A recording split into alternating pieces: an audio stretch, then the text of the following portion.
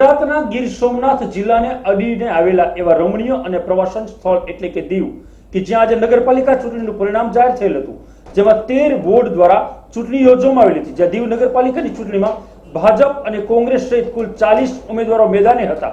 દીવ નગરપાલિકાનું 1 જુલાઈએ મતદાન યોજવામાં આવેલ હતું અને જોરદાર વરસાદમાં દીવવાસીઓએ ખોબે ખોબે મતદાન પણ કર્યું હતું। 72% જેટલું મતદાન થયેલ હતું। ત્યારે વહેલી સવારથી જ દીવ પાલિકા ચૂંટણીની મતગણતરીની સ્પોર્ટ ગ્રાઉન્ડ ખાતે આજે મતગણતરી હાથ ધરવામાં આવેલ હતી, જ્યાં મતગણતરી પૂર્ણ થતાં જ કોંગ્રેસ ગેલમાં આવી ગઈ હતી, કારણ કે 13 વોર્ડમાં કોંગ્રેસે 10 વોર્ડ પર વિજય મેળવેલો હતો, જ્યાં પાલિકા પણ કબજે કરેલ હતી।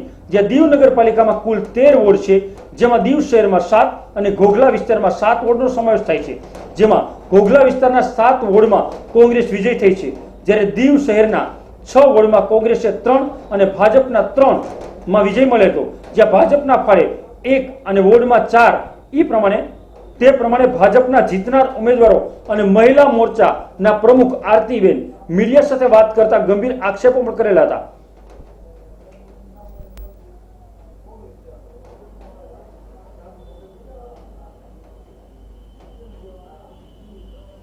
કે કોંગ્રેસ દ્વારા લોકોને ગુમરાહ કર્યા છે, એટલું જ નહીં ઈવીએમ મશીનના ગોટાળા કર્યા છે।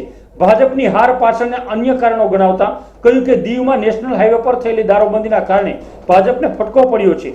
દીવ પાલિકા પ્રમુખે ભાજપે કરેલ આ આરોપોને વાહિયાત અને પાવી વિહોણા ગણાવ્યા છે। દીવ કોંગ્રેસનો વિજય થતા દીવમાં હાલ જશ્નનો માહોલ છે। દીવ દમણમાં કોંગ્રેસની જીતને લઈ અને કોંગ્રેસી કાર્યકરો ગેલમાં છે, કે જ્યાં ઢોલ અને નગારા વગાડી અને કોંગ્રેસી કાર્યકરો આજે ઝૂમી ઉઠ્યા હતા।